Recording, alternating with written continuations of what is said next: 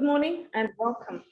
My name is Belinda Chaora. Welcome to our fourth dialogue in a series of 6 on Zimbabwe's aspiration to become an upper middle income economy, commonly known as Vision 2030. Today, our dialogue is focusing on social policy frameworks for inclusive growth. And just as a recap, like I said, this is the fourth dialogue. We've had 3 others. The first one was the need for a vision process. The second one was an overview of Zimbabwe today and the prospects for moving forward. Then 2 weeks ago, we looked at stable economy, trade relations, and re-engagement with the world. In all of these, we've had some amazing discussions with players, private sector players, people from government, private citizens, all across the spectrum. And we've been talking about Vision 2030. How can it be done? And what do we need as a country to secure consensus on Vision 2030? How can we foster collaboration and co-production to make sure Vision 2030 becomes a reality and not just something that's written about in a document? So, like I said, my name is Belinda. I'm going to be a facilitator for today. And just as a reminder as well, if you've been following our series, you are aware that we are using a number of hashtags. The first one, hashtag towards an inclusive society. The second one, hashtag catalyzing Vision 2030. And then hashtag Zim Vision 2030. You can follow us on Twitter, on Facebook, and on LinkedIn. We will be using those hashtags throughout the series. We're going to get straight into it. And I would like to do that by calling up and asking Dr. Tendai Murisa, who is the Executive Director of Severe Institute. I'll ask Dr. Murisa to unmute his mic and give us a framing. Why social policy? Why do we need to discuss it? Why should we include this in the discussion on Vision 2030? Dr. Murisa, I'll hand over to you. Good morning, colleagues, and thanks, Belinda. Yesterday when we were in a planning meeting, Belinda said something and she kept on repeating it, saying, the challenge is this is not a popular topic, so we're not going to get the numbers. Yes, she's right. The numbers are not there, but I was like a bit disappointed that we actually think social policy is not a popular topic because for us to be, it has to take a robust social policy for us to have our day-to-day lives, for us to have shelter, for us to have access to health, to go to the clinic and get drugs, to go to school, etc., to have pension or when we've retired. That is sort of the whole game around what we mean by social policy. So for us to say this topic is not important, and obviously she was right, the numbers are low today, but actually I think then there's something that we need sort of to do to make sure that social policy is popular again. Because if there's any place where it should be a site of struggle, it should be in the arena for social policy. So when you look, and I'm going to unpack a bit what we mean by social policy, but when you look at the crisis in Zimbabwe, I think it's about time we define what this crisis is all about, because half the time we make it like the whole country is burning. It's partly true, but it's not also very true.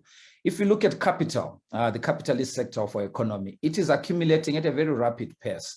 If you look at the headlines, I think it was yesterday or day before yesterday, there's a platinum mine that has made $1 billion in Zimbabwe. If you look at the Zimbabwe Stock Exchange, the average revenues there are over 4 million in United States dollars. So I'm talking about United States dollars. If you look at our banks, they're all posting huge profits. They're very competitive. If you look at the retail sector, we're actually having investors coming out of South Africa, investing in Zimbabwe because they see that there's a higher rate of return in Zimbabwe. You've seen this with the Pick and Pay group, etc., coming into Zimbabwe and making a huge buck out of it. So, but still, we say there's a crisis in Zimbabwe. And this crisis is always framed by those who control the narrative. So it's very important for us to, now we're framing this crisis. I like to, and also there's the political crisis of our partisanship, etc., and unending contestations around elections, etc. I think that's a dimension that is legitimate. But I think the real crisis is a crisis of livelihoods, is a crisis of social reproduction, is a crisis of lack of access to health facilities that work, is a crisis of lack of access to education, quality education, is a crisis of lack of access to clean water, reliable and safe clean water. It's a crisis of a lack of access to safe transportation. It's a crisis of a lack of housing in Zimbabwe, pro-poor housing, affordable housing. Yeah, so that is, I think that is the real crisis. And this is a crisis that has been playing out in Zimbabwe since the 1990s. So briefly, I know Belinda is looking at your clock and I'll be getting a note. I think briefly, for us to have this discussion, let's frame it around this. There are two unresolved questions. The global question is there's a tension, and it's a tension that we've had to live through. The tension between who is responsible for delivering social goods. Is it government or is it the market? So if you were to divide the world into two, there was a bloc that believed in a state-led model of development. Then there was another bloc, which was the Western bloc. And I think it was during Margaret Thatcher and Ronald Reagan, where we had what we call the Washington Consensus. And Margaret Thatcher coining the statement, "Tia, there is no alternative to the market." So everything had to be delivered through a market route. So since then, we've seen new formations around social democrats, a hybrid model, etc. Since then, the question is yet to be resolved about saying, what is the locus? Where do we go when we want effective social policy delivery? The guns are still out there. Others are saying social policy or focusing on it is inimical to growth. Actually, it retards growth if you put so much money into social services. So we've seen this sort of even come into play in Zimbabwe. But just as a recap, when you come to Zimbabwe, where I'm saying that there are also unresolved tensions, I think the first decade of our independence, 1980 to 1990, we saw a lot happening around social policy. There was a robust social policy framework that sort of was coined around this for all by 2000. So there was a housing for all by 2000, education for all by 2000, health for all by 2000. And it led to really robust investments. If I may just look at education. So by the time we get into independence, public spending on education was at 4.4%. But in the 1980 budget, it had risen to 22.6%. The number of primary schools in the first decade jumped from 2,400 to 4,500. That's an 87.6% increase. Then the increase in primary school enrollment from just under 1,819,000 to over 2.2 million by 1990, 177.5% increase in school enrollment and allocations. So we see this also in the sort of the expansion of health services around the building of new clinics, etc., across the country in the first decade. So in the first decade, there's this robust social policy framework. And I don't want to jump into what Percy is going to tell us about housing, but also we see this in low-income housing, many others, Ntumbane and Kulumani, coming in that first decade of independence. So, but come 1990, we embark now on the liberalization program. That is also influenced by the Washington Consensus, where it is saying that for growth, you need to actually limit your social policies, your social spending. So you are limiting your spending on education, you are limiting your spending on health, you are limiting your spending on housing. And the logic is that the market will come in and cover the gap that the state had covered. And the market will be much more efficient. For those of you who are getting gray hair here, like me, you'll remember that in the early 1990s, even the Harare City Council privatized refuse collection. Some of you will remember the outfit led by Tony Garay and others that had sort of were given tenders. But you know what a fiasco it became? It was a disaster. Before we knew it, we had come back again to a sort of a public-led refuse collection model, etc. But this attempt at privatization was not only in refuse collection, it was also in health, it was also in higher education. For those of you who were at the university in the 1990s, you remember those strikes against privatization when they were trying to privatize even the accommodation halls, etc., and the sort of the dining halls. So those are sort of the issues. So that's the liberalization challenge. That is not resolved. Then come 2000 with a new political dispensation, whereby for the first time in Zimbabwe, we have two political parties controlling the purse in Zimbabwe. You have one controlling the national purse, you have another one controlling the local purse in terms of running local authorities. But that leads to new tensions around, because there's still this hierarchy that the minister of local government is supposed to superintend and to look over local authorities. And therein rises another challenge to say that delivery of certain things is delayed because the minister sort of sits on approvals of budgets, sits on approvals of senior local authorities, etc. And before we know it, we begin to see a collapse in local service delivery, and it's been ongoing. Belinda will play a video that shows where we are right now.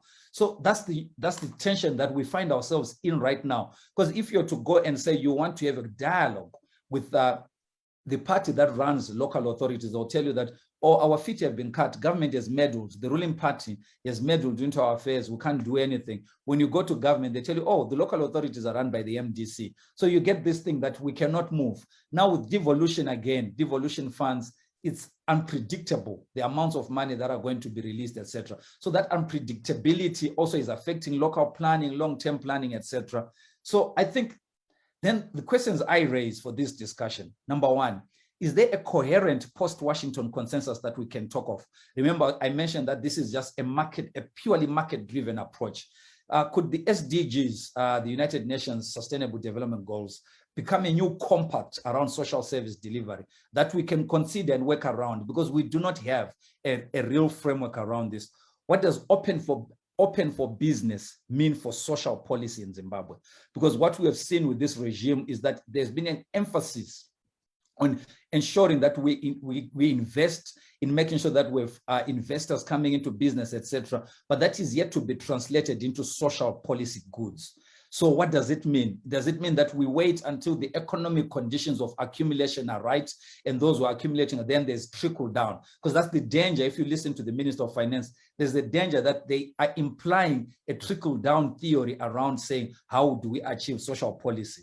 And how has COVID-19 sort of created an impetus for us as Zimbabweans for an improved and coordinated approach to social policy delivery? So these are questions that I'm posing for all of us to ponder upon in the next 2 hours as we discuss. And what if the state, like many others in the region, is incapable? This is one thing that we have not really sort of grappled with, because we've always said, oh, there's corruption, there's enough money in Zimbabwe. What if the state is incapable? What other frameworks exist? Have we considered what Elinor Ostrom proposed, co-production? That is just not the government's responsibility alone, but also citizens have a role to play, especially in the delivery of social goods. So if it's about co-production, you'll assume that there's co-creation. We can't produce what we have not created. Then there's also collaboration. And what kind of frameworks do we need as we rethink social policy based on those questions I'm raising? And just hoping that we can seriously come again, like we said in the last dialogue, we are using these platforms to put together policy briefs, suggestions, one-pagers on what we can do in order to enhance social policy delivery by year 2030. Thank you so much, Belinda.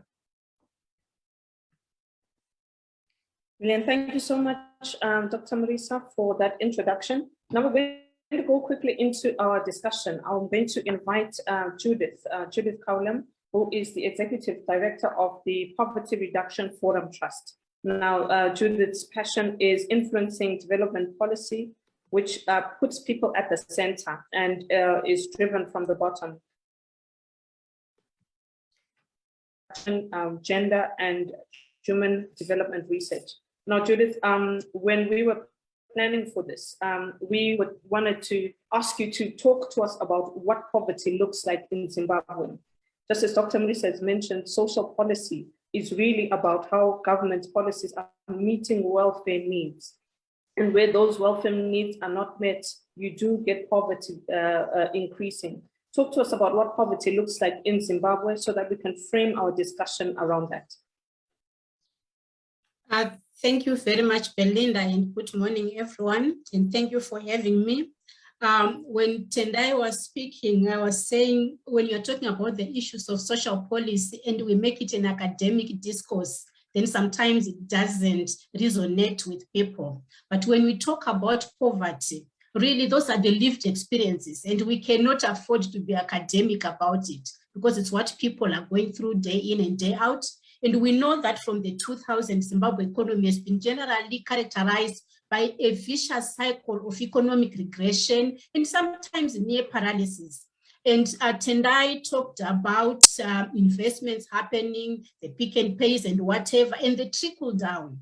And during the structural adjustment program, that was the anticipation that there will be a trickle down, but we saw massive numbers of people that were retrenched, and that was, the trickle down was never realized. Instead, what we are seeing and what we continue to see is the Human Development Index, which is a composite of life expectancy at birth, adult literacy, and income continuing to remain in the law. So currently Zimbabwe is at number 150 out of 189 countries that are ranked in the world. We are talking about poverty at a time when about 8 million people in Zimbabwe live below the poverty bottom line. At the Poverty Reduction Forum Trust, we do a survey of what we call the basic need basket.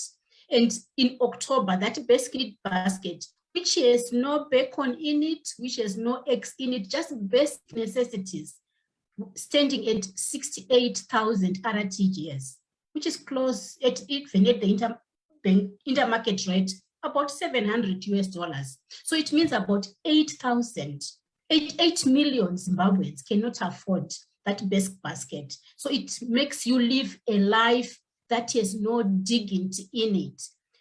And we know that people have not been able to recover from the structural adjustment program, and some have not been able to recover from the losses that were incurred during the hyperinflation period. We know the 2008-2009 period.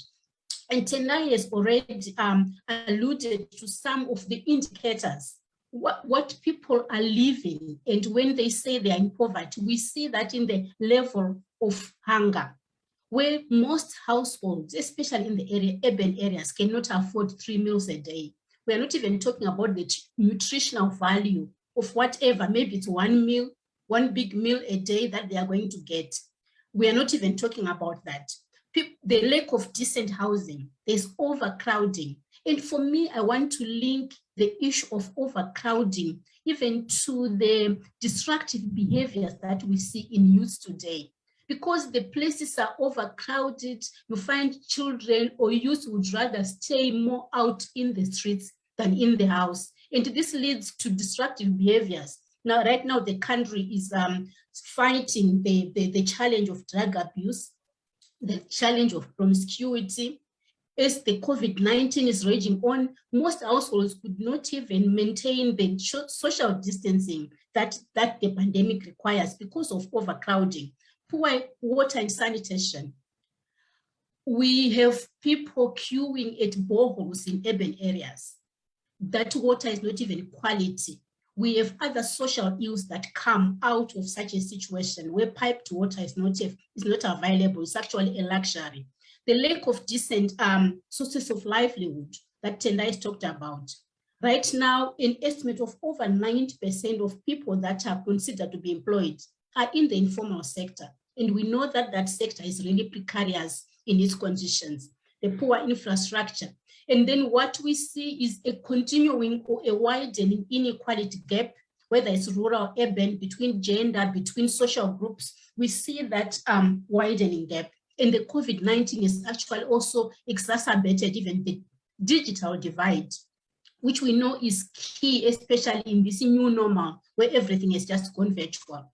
And while Zimbabwe, because literacy is also one indicator of poverty, while Zimbabwe has been for a long time been boasting about the high literacy rates, but we know that right now that literacy rate by itself is not enough. Our academic sector is really characterized by poor quality products. It's also characterized by lack of access, lack of affordability of education by most households as a reflection of that lack of disposable income because of the shrinking economy and the lack of economic activities. It is also characterized by powerlessness, lack of voice. We see an apathy now in people even participating. We acknowledge like efforts that like the parliament is doing in terms of budget consultations, but there's apathy. When people think it's a box ticking exercise and their views are not taken in, people become powerless and they do not participate. And we know that there's conditions of poverty, they increase people's vulnerability and vulnerability to exploitation and to abuse. And we need to know where the poverty is so that it can be addressed. And traditionally, we have been viewing the phenomenon as a rural areas phenomenon. We were talking of urban to rural migration, but this is no longer the case. We are witnessing a new phenomenon, Belinda, where we see people as they are forced by the hardships, moving backwards. People are moving from urban to rural. People are in the urban areas, people are moving from the low density areas to high density areas. We see that in accommodation. We see that in families moving their children from schools. One child is moved from convent to Meboren, to Kambuzuma High, to Buduriro, and it goes like that until they are in the rural areas. That's an indication that people cannot afford. So really, and we also know that in the regions, the drier regions, Matebeleland North, Manicaland, Mashingo, which are prone to droughts, which are prone to floods or cyclones, they have the highest incidence of level in the country. And the COVID-19 has really widened that inequality. What are people doing in order to get out of poverty? Zimbabweans are not sitting on their laurels. It's busy day in and day out, but you see that the constraints on capabilities, the lack of capital, people are increasingly going more and more into debt, borrowing from a neighbor, borrowing from a previous company, employer, and all that. Lack of opportunities are among the challenges that make it impossible for people to really change their situation for the better. The high informalization of the economy that we see has led most Zimbabweans really to be eking a living out of engaging in all and sundry. I'm sure you have seen the Zimbabweans have even created a street lingo these days, which is Gungwava Ngwava. And it's dehumanizing. It just shows that there is no decent source of livelihood and income that people have. It doesn't matter whether somebody has been educated, they are graduates, but they are just doing all and sundry. And it's just an indicator that things are not well. And for people to then get out of that, like I'm saying, Zimbabweans generally are hardworking, but there's need for a conducive and supportive environment, an environment that supports people's productive capacities so that they can become reliant. Development that puts people at the center in designing and implementing programs. It's informed by the needs of those people. So as Zimbabwe is trying to move towards Vision 2030, I think we should take advantage of the lessons that the COVID-19 has really put out to us. That development that is not inclusive is costly. We were running around like beheaded chickens trying to build hospitals and centers for receiving people that have COVID. If we had done that before, if we had inclusive development before, that would not be that costly. So I think it is time. Tendai was saying, how can we come together and what can we do differently? I think COVID-19 is presenting an opportunity for government and other development partners to sincerely target where the vulnerable people are and to sincerely put them at the center and develop their productive capacities and make them resilient to shocks that may come by. And I think that can be done because I think government knows exactly what needs to be done. If we look at NDS1, for me, it's one of the building blocks towards our Vision 2030. It's very clear on paper what government has put. For example, government is committed to support the small and medium enterprises. And I think it's important because we are acknowledging that our economy is highly informalized. So government should support them so that it can increase incomes both in rural and in urban areas, because we also want to decrease this inequality gap that we are seeing. And government should support the livelihoods of people in a manner that improves their resilience to shocks, in a manner that is adaptive, in a manner that is transformative. No, not like a once-off thing, something that is ad hoc. It has to be systematic. And we know that smallholder farmers have been, for a long time, a backbone to our economy. And it is important that as we move towards Vision 2030, that investment is put in that sector. COVID-19 has shown us the importance of e-commerce. We were caught flat-footed when people now didn't know how to join the value chain, even in terms of moving the goods that they were producing. So it is important that as we move forward from the learning of COVID-19, smallholder farmers are supported with capacity and skills in digital, in the digital skills that are required for them to participate in the e-commerce, which is now the new normal. And so, yes, formal employment is also important. And we know the decimation that has happened with our industries. So we cannot get to Vision 2030 if industry is not resuscitated, if industry is not capacitated. So that environment is required. Yes, as government is talking about being open for business, and we are talking about the welfare of people. It cannot just be business at any cost, but government should then invest in investments that do not destroy or disrupt people's livelihoods. We have seen that in the mining sectors. We have seen that in the Lucerne Grass project, that there is a decimation of people's livelihoods. So that should be guarded against. Guard against investments or business deals that are extractive, that do not have a direct benefit, positive benefit on the people.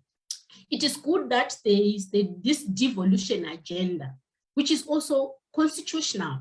And I think it is time then to capitalize on it. The devolution agenda should be able to see the country developing from below. Soon after independence, there were the growth points that were put in place, but then they were ignored for a long time. Some of them are now dilapidated. I think it is time to resuscitate them. Not only will they create jobs for people in their local communities, but they'll also be able to decongest the urban areas in terms of the density that we are talking about. So it is important. And it is important that whatever interventions are not piecemeal. Let's see more of investments that build the capacities, that build opportunities for people to actively engage in the development trajectory. Let's see more of the agro-processing plants like we have seen recently launched in Togo. Let's see more of the Amarula plant that was launched in Mwenezi, because then the communities have an opportunity for jobs in those areas. So it is important that at least development is done from below, people's resilience is built, and they can be able to withstand shocks that come, because people are not objects of charity.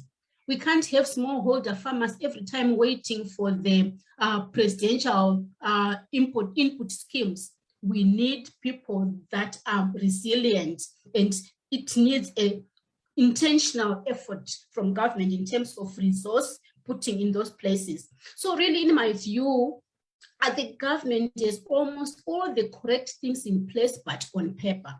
So failure to implement is not necessarily as a result of poor policy design. They know what needs to be done, but I think it's a challenge of lack of sustained political willingness to implement. And I'm saying sustained because when it's convenient for the policymakers, when it brings value to them, when it's advantageous for them, maybe for political campaigning, there's so much energy put into it. But then once that is off, it falls off. So we need sustained political willingness to really implement the commitments, because the Vision 2030, the NDS one, they are very clear in terms of the key result areas, in terms of the outcomes that are desired. If we were to do that, we would be home and dry and would not have any challenges. I also see another challenge. It is government's responsibility and obligation to meet the needs of its people. And yet we know government by itself cannot do it. But in my view, I think our government, to a large extent, abrogates its responsibility to development partners, to the extent that things will not move until maybe the UN comes in or FAO comes in.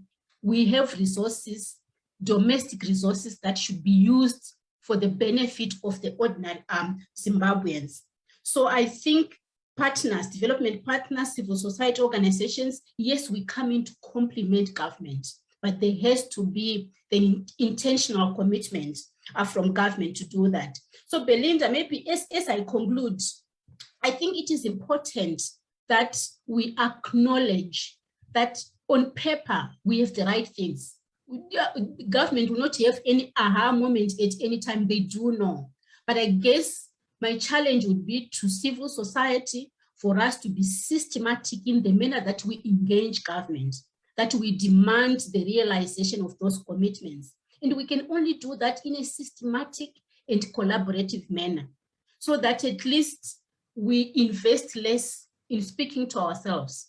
I'm glad Tendai has said all these series are culminating in our policy briefs, but let them not be policy briefs to ourselves, but let's find partnerships with line ministries, with government departments, through which we can then push these issues. And maybe just as an ending, I don't know whether Siv you are aware that actually government is going to have a workshop from the 8th to the 12th of this month in Victoria Falls to review the NDS1 and Agenda 2063. So I think those are opportunities that we need to ride on, whether we are going there or not, but let's our voices, these things that we are discussing, find themselves somewhere in a particular ministry that can push them forward. And I think on that end, Belinda, I'll end there for now. Thank you very much. Brilliant. Thank you so much, Judith, for that framing. I really liked how you you not only highlighted the problems in terms of poverty, but when you also mentioned key groups that we can focus on. So the smallholder farmers, small enterprises, and even just focusing on industry and creating formal employment, all of those things are key. Please stay connected. We want to have a discussion shortly, but I'm going to ask Percy Toriro, Dr. Percy Toriro, to come up. Please feel free to unmute your mic. Now he is going to be talking to us about housing and to go into a deeper conversation about, we've talked about what poverty looks like broadly, but what we want to do now is to go into what that translates to when we're now talking about housing. So as we've mentioned already, when we're talking about social policy, we're talking about the delivery of social goods, creating welfare systems for citizens. So when we want to have a full understanding, things like healthcare, things like education, things like housing come into play. So Dr. Toriro is an urban planner, and hence he's taking on the topic of housing. He's the former head of planning for the city of Harare and past president of the Planners Institute.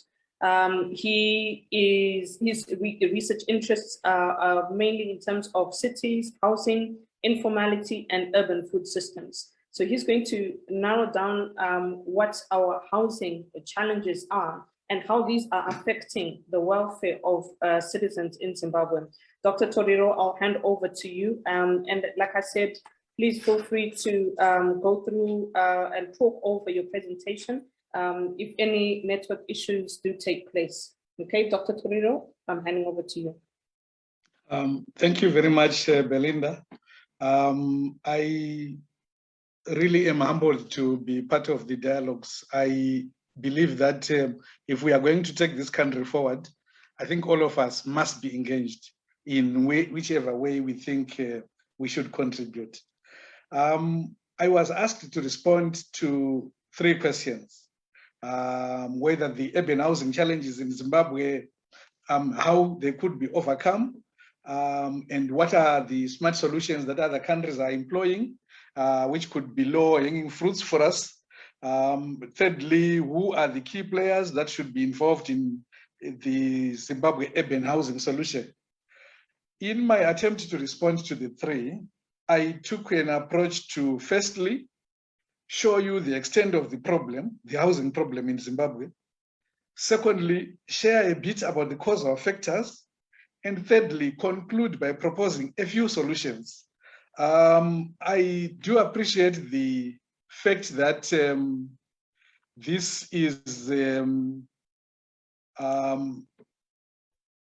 we are doing this in a very brief time. this is a subject that on its own would require a lot of time. So I will really just rush through the issues. So, firstly, I would like to make you appreciate the extent of the problems. Zimbabwe officially has a housing backlog of 1.5 million housing units. This is national. But for purposes of this discussion, I want to use Harare as an example to also demonstrate the problem. During the first decade of independence, Harare was producing, in a good year, approximately 5,000 housing units. This is Harare as in city of Harare. Other private players were also contributing something, but the higher numbers were really coming from the city. There was a huge backlog. During this period, the city's housing waiting list, which is one indicator of the demand for housing, had for, on an average year, 105,000 applicants. So you can see the difference between the 5,000 that have always been delivered, that was being delivered during that period, and the 105,000 that were on the waiting list. Sadly, even during that time and thereafter, when the problem had not been resolved at all, the numbers that were being delivered started declining. By the year 2005, the annual housing delivery had gone down to a trickle of 220 units per year. You can imagine all people that want housing in Harare fighting for 220 units. Then I want to share with you the causal factors, and I will share with you problem number one. Our housing density, it's really very wasteful. For example, Harare has 25 people per hectare. For those of you who are not very technical, a hectare is like a football field where it's 100 meters going in one direction and 100 meters going in the other direction. For us, in our cities, in Harare, which is probably the densest, we have 25 people per hectare. If you go to New York, the average density per hectare is 300 people. In Cairo, here in Africa, in Egypt, the density is even 1,000 people per hectare. This explains much of our problem. And I'll also quickly tell you that this density makes us susceptible to a lot of other problems. We cannot have a viable urban mass transport system. In successful cities where they have successful transport systems, for example, Curitiba in Brazil, they have corridors where there are many, many blocks of flats where the railway lines then go along. Firstly, it makes the railway industry viable. Secondly, it makes public transportation available and brings convenience to the people. How do you introduce a train service from Harare to Chitinguza when there are absolutely no people to be picking throughout the route from Harare to Chitinguza? So it also creates other problems associated with the convenience of urban living. The second problem is the delivery times that we take in the value chain for housing delivery. For example, if a farm was acquired on the periphery of Harare, and then the government or private sector decides we want to put housing in there, this what I am showing on my slide simply shows you how much time it would take from the time that decision is made to the time that someone actually moves into a house. You will first need to put in place a planning framework, that is preparation of a local plan. That takes on average, 12 months. Thereafter, you need a subdivision layout where you are chopping down the land into stands, creating roads and so on and so on. That takes 4 months. That's the statutory period. And also the technical preparation period. The land surveys would take you again another 3 months to go in the field, peg the stands, and also create and approve the diagrams. Roads, water, sewer, the designs. Because first you have to put in place design diagrams. You need a month. Then you need to actually construct the roads, dig the trenches, put the water lines, sewer lines, another 1 month. I mean 3 months at least. Then drawing of house plans, approvals, and so on, 3 months. mobilization of resources, inspection of the house under construction and the actual construction. If you are fortunate, it will take you 18 months. Look, this brings us a total of 44 months to deliver housing. Imagine with the crisis that I've just indicated, but these are the timelines that we are taking in this country to deliver housing. We certainly cannot go anywhere with these delivery times. They are just, that does not bring the ease of doing business. It requires a serious revision in order to make this match the timelines, the crisis that we have. I will also just show you the Harare report card regarding housing delivery.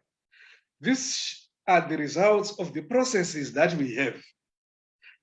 In 1999, with a housing waiting list of 100,000 plus, the city only delivered 1,564 units. In 2002, with 67,900. And I'll also quickly let you know that the going down of the housing waiting list in 2002 does not reflect lowering of demand. It probably reflects frustration where people are no longer even bothering to register on the housing waiting list because they're not getting the housing.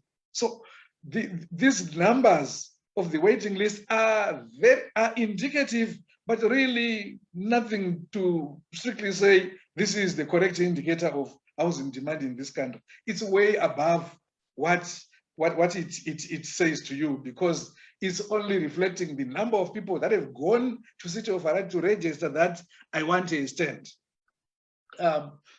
So this is the report card, and this is a result of the processes that I've indicated, and a result of the extravagant manner in which we also are delivering our housing.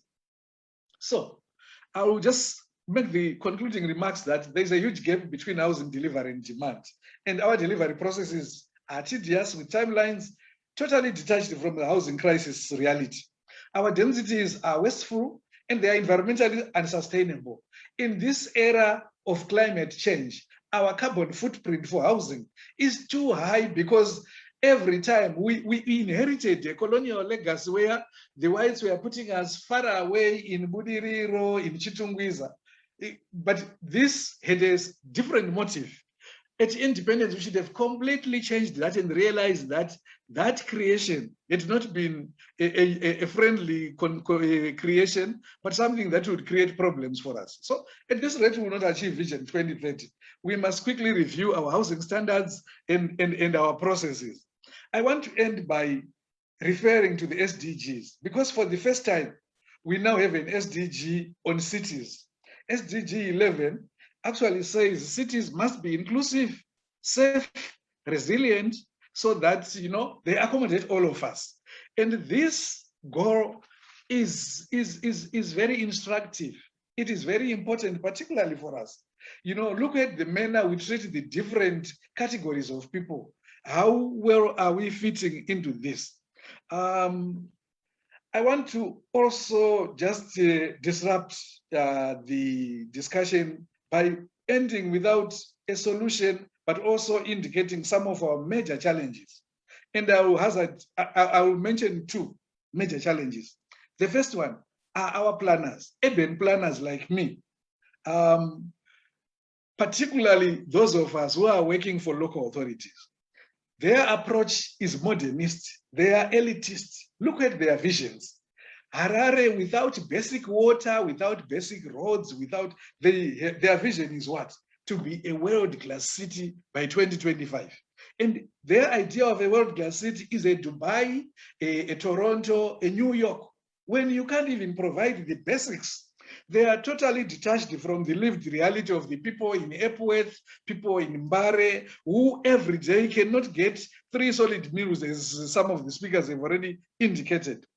In one of my papers, I actually indicated that our planners suffer from cognitive dissonance. Although they've been brought up by mothers who were vendors, who would plant maize outside their homes, who would do vending in order to support their schooling, when they become planners themselves, they are putting in place planning strategies and policies against the same people, the same livelihoods that brought themselves up.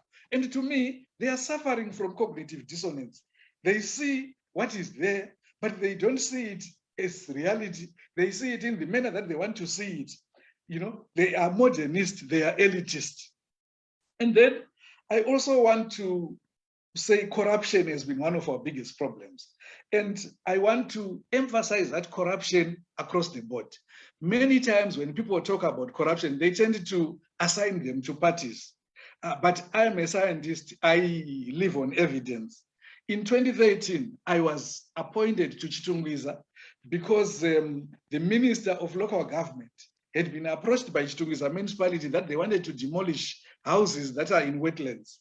But the minister then said to me, I want you to go to Chitungwiza with an open mind. Just go and talk to everyone on wetlands and ask them who gave them the stands. And the results were shocking. There was connivance between MDC and ZANU-PF councillors to allocate these wetlands.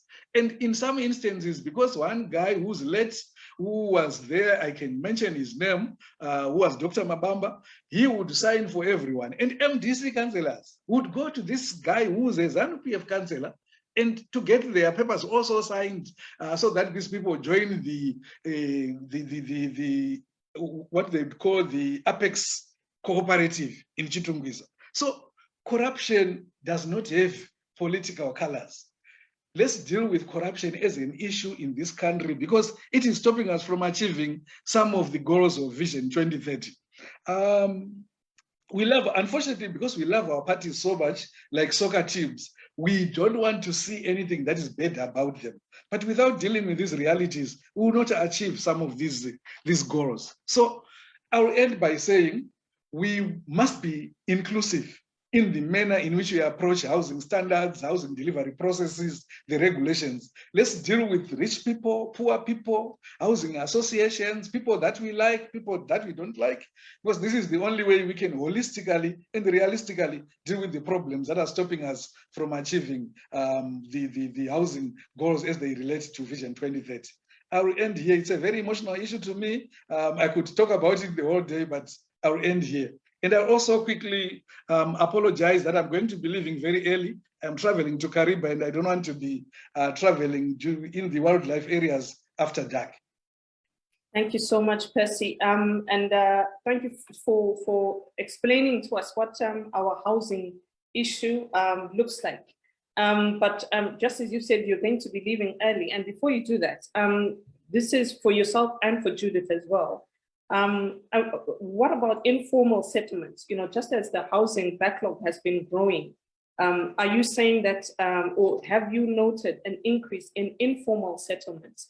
And then maybe to Judith as well, what does that mean for, have you done any research in terms of the welfare of people in informal settlements? Because the lack of housing is obviously pushing more and more people to literally just try to make amends and find somewhere to live that is not necessarily a formal place. But obviously, there are no adequate facilities there are no clinics, there are no schools, you know, all of that. So that definitely pushes people into poverty. So is that something that you've noted? And if so, do you have any figures around that? I will quickly respond to the issue of informal settlements because it's an area that I'm interested in. And I've also worked in there. In 2015, I was engaged as a consultant by government to work in Caledonia, one area where people were cheating each other out of monies, they were not servicing, and meanwhile the stands would exchange hands from one person to another when they'd already been allocated to another, and there was a lot of chaos. So, first question to respond to is, has informality been increasing in this country? And the big answer, the unfortunate answer is yes. At independence, we had one major informal settlement that everyone knew, and this was Epworth. There was also another one in Chitungwiza, which was called Chirambauyo, which was quickly demolished by government at independence, and where we now have Zengeza 4 and so on. But what has happened in this country? If you go to Heathcliff in the north, you'll find there is probably 50,000 stands with proper housing layouts, probably approved. You go to Harare West, west of Dzivarasekwa, you will probably get another 50,000 stands. Probably the layouts have been approved. And then you go to Harare South, the same situation. You go outside Chitungwiza towards Ziko and so on, same situation. But what is common about all these spaces? There is no water. The roads, the servitude, the area on which the road is supposed to be has been left, but the road itself has not been built. There is no sewer. There is a toilet at the back and a well in front. High risk of cross-contamination of people's wells and toilets. Many problems. So, whilst ours may not be strictly the informal settlements that you find in Kibera, in Nairobi, and so on, but they are informal in the sense that they are not serviced. There are no services. So we have seen a large increase in areas with no services. In fact, statistics now show that the serviced portion of Harare is now less than the unserviced portion surrounding it. So that would be my response on whether informality is increasing or not. It is increasing. It may not be strict informality in the sense that it's totally unplanned. It is planned, but there are no services. Thank you so much for that. And then to Judith, what have you noted in terms of doing research in informal settlements, or the ones that Percy has referred to, or even just what we know as proper squatter camps, where there are no houses, there is no delimitation of land, there is no toilets, there is no formal structure. Have you noted anything in your research around that? I think the obvious things, Belinda, about the increasing level of poverty is what you're saying. And if I can base it on the basic need basket that I talked about earlier, we do a localized basket, collect for Harare, for periphery areas, Epworth and all that. But on average, they are still at the same level, around $700 US equivalent. And in the informal settlements, you ask people their sources of income or the disposable income that they have. So around $50 per month, because they're just doing informal trading. And you have this phenomenon of people buying what they call katsaona, just buying a cupful of cooking oil for the meal, or a cupful of meal just for that one meal. So really that's an indicator that people are more and more impoverished, especially in the informal sectors. There are no sustainable livelihood sources that are there. And the obvious is there for everyone to see, that there is dehumanization in terms of the quality and standard of life that people are living. And we know the challenges as far as abolition facilities are concerned and how they contribute towards susceptible diseases, and all that is there. And like Percy was saying, some of it out of human intention, because people are just corrupt and they want to get the little even from these poor people in terms of allocating them, even those shunned places. So poverty is increasing in the informal settlements, that's for sure. Thanks, Belinda. Thank you so much to Percy and to Judith. As Percy said, he might need to leave early. So if you've got any questions that you'd like him to answer, please feel free to post them into his chat. I will also just look out for any questions before he needs to head out. Please bear with us. He does have a long journey ahead of him. Now, one thing that we did in the preparation... Belinda, sorry, there's a question from Eddie Cross. He's just lifted his hand. Maybe you didn't see it. Okay, yeah, Eddie, please go for it. You can unmute your mic and go for it. And to our team, please, can you give him unmuting rights? Because I'm sure at the moment he's probably not able to do that.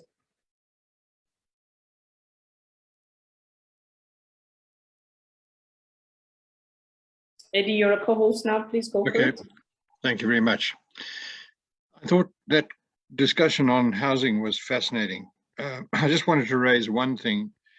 His last comment that informal housing in Harare now exceeds the total volume of formal sector housing. And I think that doesn't only apply to Harare. I think that's pretty much throughout the country.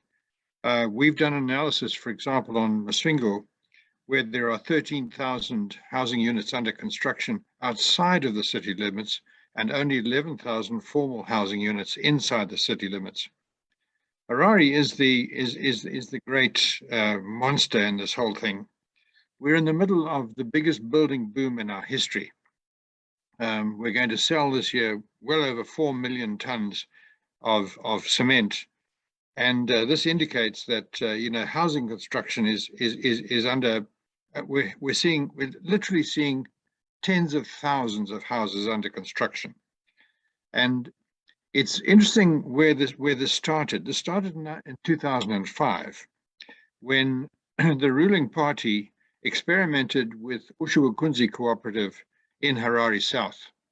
They allocated, I think it was stands to 9,000 families, registered them on one polling station, and in 2005, MDC lost that seat, which it had won in 2000.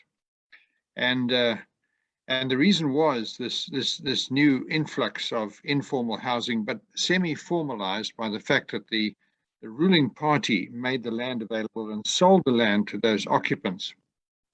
Now that started a rush, and you had the phenomena of the land barons, who were then given land throughout Zimbabwe, and they sold those stands to individuals without title deeds, without services, without water, sanitation, roads. They were supposed to do those services, install those services, but failed to do so. They walked away with their money. And many of those guys became multimillionaires. So in my view today, we probably have more than 1.5 million housing units under construction in Zimbabwe. And 2 weeks ago, or 3 weeks ago, the cabinet decided to grant those individuals formal title rights. Now, in my view, that was a revolutionary decision. In Rwanda, where they were faced with a similar problem, they issued 11 million title deeds after the new Rwandese government came to power. That empowered the people, gave them resources which they could then use for other activities, and it launched an economic boom which continues until this day. And I think this decision by the cabinet 3 weeks ago to grant title rights to these informally constructed houses, and if you drive through these areas, Zimbabweans don't build shacks. We build real houses. And the value of these houses runs to tens of billions of dollars. So I think that one of the things we've got to watch here is the impact of this formalization process, which will get underway, I think, within the next couple of months. And you can just imagine, if we give title rights to all these informal housing units that are under construction, the impact on our wider economy, it's going to be dramatic. I think what concerns me in this rush into the future is the housing needs of the absolute poor are not being serviced, are not being met. And Mbari remains a horrific center of poverty and overcrowding, all the associated ills that go with that. And that needs attention. But insofar as the overall housing shortage is concerned, I think that has been substantially dealt with by this rush to develop housing on stands, on state land throughout the urban areas of Zimbabwe. And this is mainly driven by the diaspora, who are investing massively in this sector.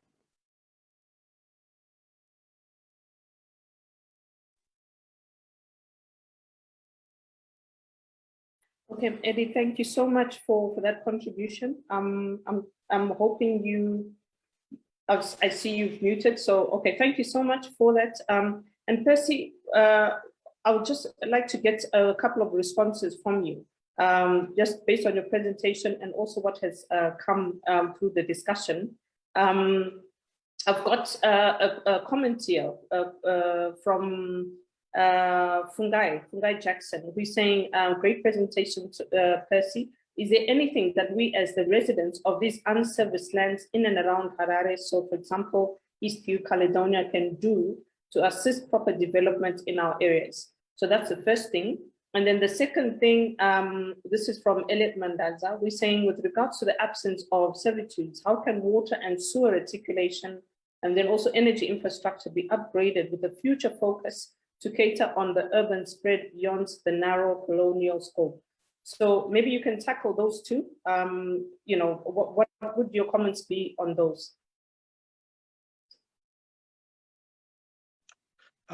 For people that are in settlements such as Caledonia and similar of a similar nature, where there are no services, I think the first thing is really to get organized, because unfortunately, urban services are not an individual issue.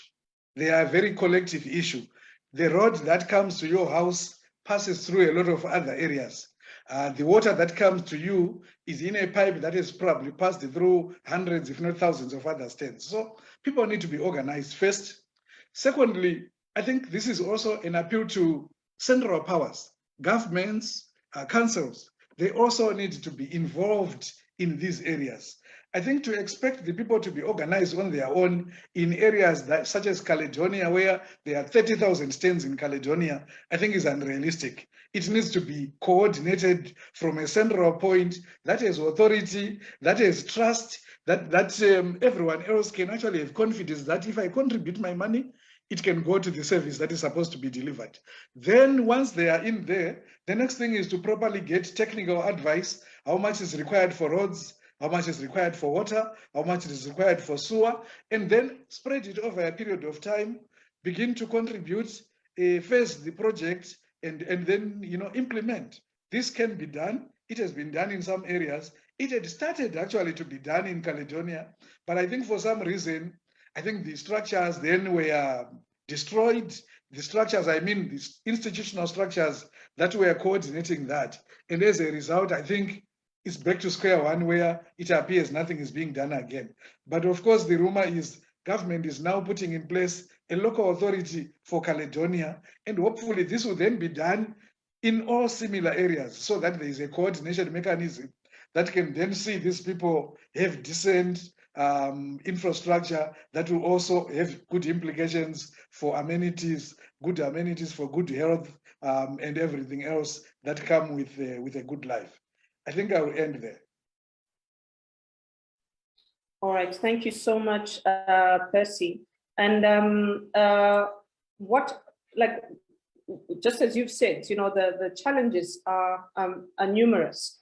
I'd like to move on now, just to show you a quick video that we had kind of tried to put together based on the work that we are doing with different residents associations and the information that we've collected as an organization looking at social policy, service delivery. Starting last year, we did a lot of work with residents associations. So this will be a short break as our next speaker is getting ready. But this will also frame for you what residents are actually going through on the ground. So to my event room team, if you can show the video, please.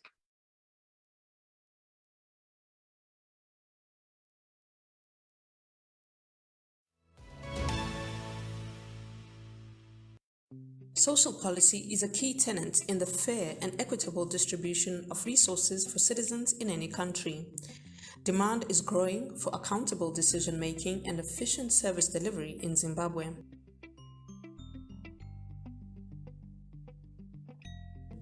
At the same time, pressure continues to mount on both central and local government to come up with new measures to meet the needs of communities for basic services.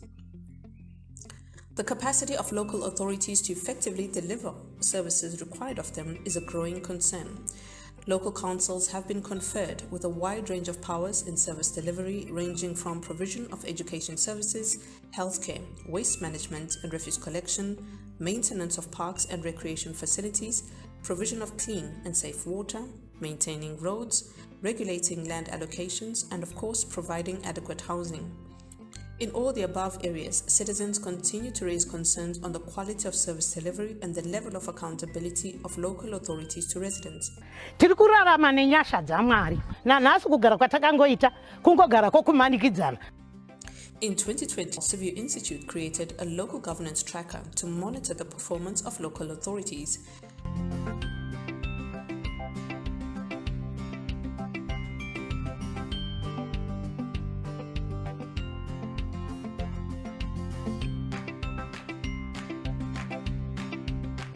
We discovered that 47.7% in Bulawayo received municipal water 2 days per week.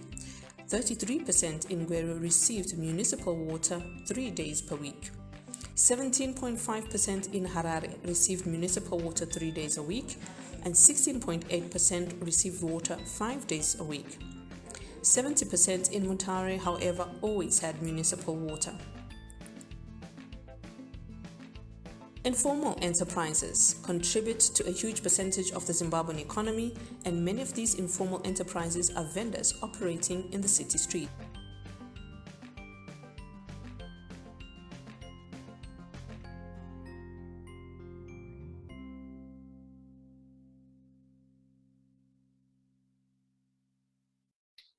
Thank you so much.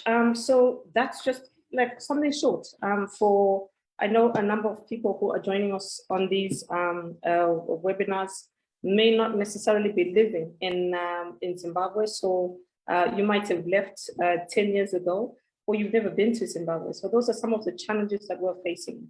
But of course, as Dr. Mulisa said, that's half the story.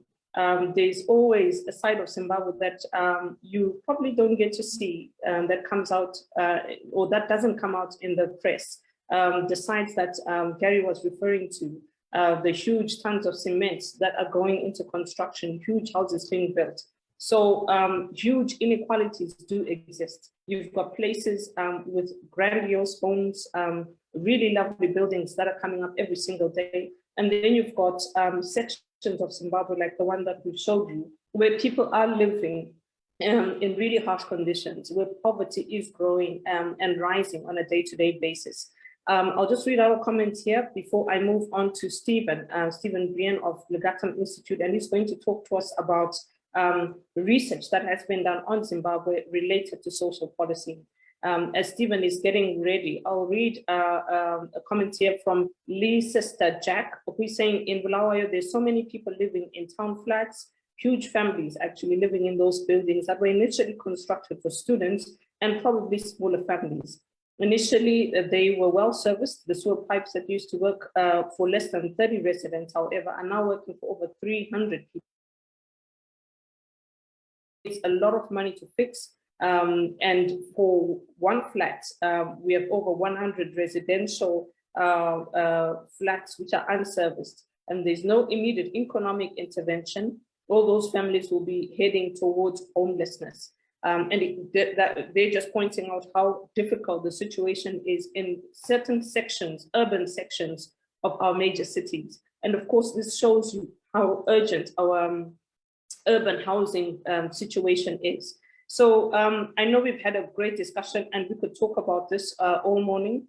If you've got any more questions for Percy, please feel free to post them in the chat. And Percy, if you could look out for those questions before you head out, I'm sure our attendees would really appreciate it. But right now, I'd like to move on to our next speaker, who is no stranger to this dialogue series, and that is Stephen Brian of the Legatum Institute. And Stephen, as you know, is the Director of Policy at the Legatum Institute. He is going to do an overview of health and education from an external analysis based on a report that Legatum Institute did on Zimbabwe called Pathways to Prosperity. And they do similar reports for many other countries. So Stephen, I'll invite you to take us on through your presentation. Thanks, Belinda.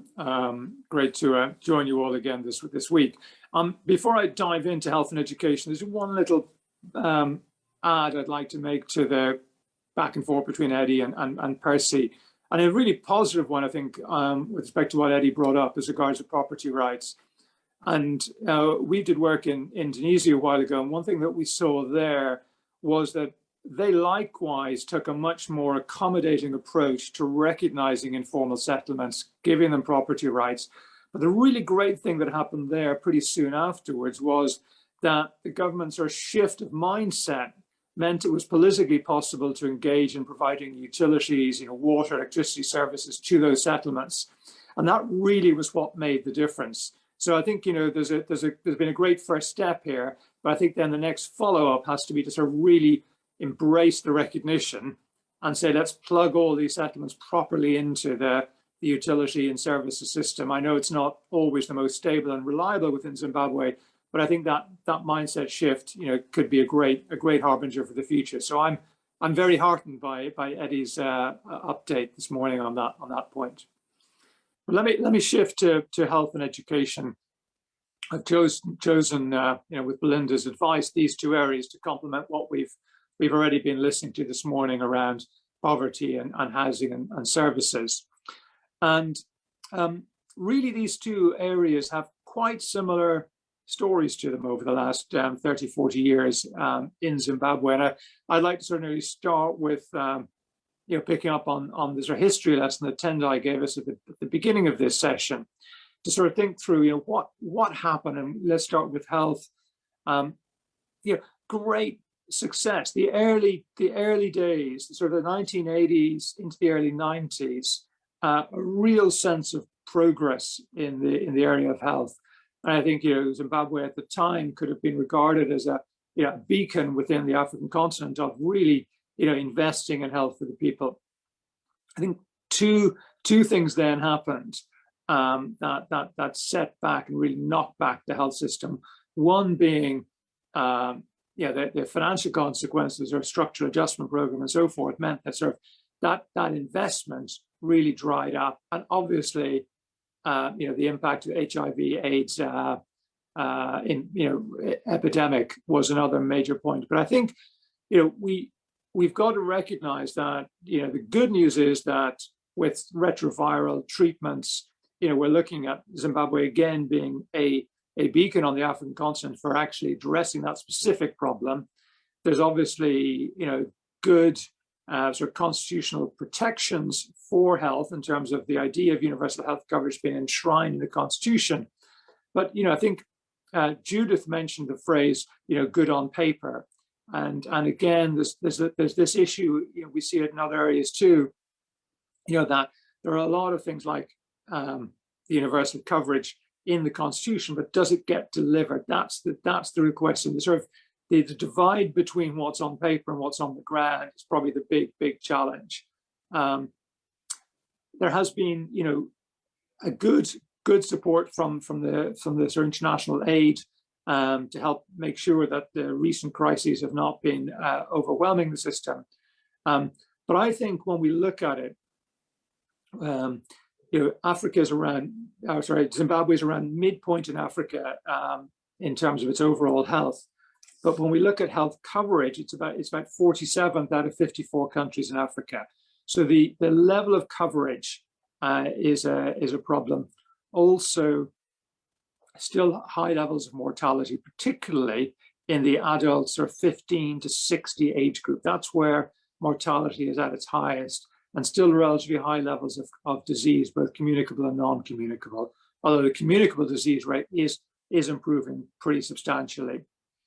But what we see is that lack of investment has meant, particularly in rural areas, very poor coverage. And to pick up again on a theme that Percy pointed to in terms of corruption, is that the system itself is not working effectively to procure drugs and pharmaceuticals and procure equipment and make sure it gets delivered to all the access points. So you do have a system that has probably been over-politicized, hasn't had the strongest of management, has been underfunded. And as a result of all that, we've seen health ministers having to resign. We've seen the effects of corruption and really probably laid bare when COVID hit a year and a half ago. And we have the consequence of the poor funding with low wages, low morales within the health sector. And I think what we would point out to is that foreign donors, while they've put a band-aid on some issues, they have not been able to help address the structural weaknesses. And I think, at heart, what we're seeing is this is a management, this is at heart a management problem. And we see this in education as well. And I would be, thinking through and pick up again, a point that Percy made about, the cognitive dissonance, wanting to be Dubai. I'd take the positive side of that and saying, look, there are examples of countries like Dubai and like, say, Singapore, who have taken a very strong management approach to the delivery of public services, within a budget, within whatever that budget is. And that strong management is one of the critical things that I think could make a massive difference, both in healthcare and in education. But if we now look forward and say, how do we go from this position to the journey to mid-prosperity, and whether we take 2030 or 2050 as our sort of milestone, there are some dramatic shifts that are needed to achieve mid-prosperity. And what I mean by mid-prosperity is, what does the median country in the world look like today? So, if we're ranking 160 countries in the world, what does rank 80th look like? And that really is sort of a benchmark against which a nation like Zimbabwe needs to be aiming over the coming decades. So, number of doctors at the moment, 0.2 physicians per 1,000 people. So that means one physician per 5,000 people today in Zimbabwe. That needs to multiply by about 25-fold to get to the typical number of doctors that you would have in a community. So that's a massive injection of human capital into the medical system that's needed. Likewise, nurses and midwives, about a 5-fold increase is needed. About a 5-fold increase in hospital beds is needed. Now, I'm not saying just simply be production-minded and add capacity, because obviously the doctors, nurses have to be trained and have to be deployed in the right places. But it gives a sense of scale of the level of investment that's required to get to a point that is, in effect, middle of the table. And even over a 20, 30-year time frame, that's still pretty ambitious. That would lead to, if we get it all right, again, a mid-level target of life expectancy from 61, let's just go back a second, 61 years today to 80 in 2050. These are reasonable projections given the way in which other countries have advanced, but they do require a very systematic approach. And what you would want to see is that satisfaction with healthcare will go up. I mean, when you look at what the ordinary mid-ranking country has in terms of its population satisfaction with healthcare, and where Zimbabwe is, people are voting with their, not just their feet, but also, with their surveys in terms of recognizing the challenges. And then I think one of the big things that could also improve, say, maternal mortality, we would be looking to target, a 90% reduction in maternal mortality. This is one of the issues that's most of an outlier, or Zimbabwe is most of an outlier. So that's the sort of shift that I think is needed in the sense of scale. This is a dramatic shift that is needed, but very much so can be done. There are plenty of countries that have shown this type of progress over this time frame, but they've really put the effort in to move from getting things right on paper to getting things right on the ground. And we think then, if we look at the next slide, short-term and long-term efforts that are needed. So I think critically, the most important short-term thing is establishing a system of accountable management. And really, in a funny way, while the obvious acute issue that everybody's very familiar with, sort of the lack of doctors, the poor paying conditions and so forth, and yes, that has to get addressed. But our sort of research and our comparison with other countries says at the heart of this is a sort of a management challenge of actually really getting strong management, strong accountable management into the system, which can then be the driving force to sorting out paying conditions, getting the right resources, making sure that rural access is prioritized, thinking through some of the lower cost means of delivering service, such as community health, really thinking through the procurement process of getting drugs and equipment and making sure that gets delivered throughout the country. So this really for us is sort of in our mind a step one, really work on strengthening the management of the health system.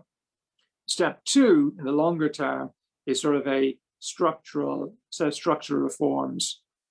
One around getting more health insurance so that there's an additional funding source as well as the state funding. Secondly, structurally getting, I think, a lot more direct and purposeful and coordinating donors. So, there's a lot of goodwill, there's a lot of help from donors, but again, as we benchmark and compare versus other countries, the donors are probably too much in the driving seat, and other countries have taken a more proactive approach to sort of thinking through what's needed and being more deliberate and more targeted in where they want the support from the donors, rather than, as it were, letting the donors drive it with their checkbooks. I think then, the structural reforms need to be around increasing staffing levels, need to be around increasing training, particularly then as we focused on the maternal mortality, really focusing on antenatal care, where I think, as I said, Zimbabwe is a bit of an outlier. And then the COVID experience, and indeed the cholera experience before that, points to the need to build, the contingency around emergencies and making sure that the public health systems and the emergency response systems are there as and when the next one of these events occurs. So that's a quick overview of health. Education, in some ways, is quite similar. We had a great start, fantastic expansion of education in the 80s and early 90s. Great opening of schools, particularly in the rural areas. That idea of education for all, was becoming very true. As a result, the adults population, has some of the highest adult literacy in Africa, and also the greatest level of educational quality. That's still a standout positive. And when we think about whether it be educational quality among the adult population, or we think about the sort of classic measure of girls or women's years of schooling, again, a strong point and a strong legacy. Once again, good on paper. We've got the Education Act enshrining the right of students to state-funded education.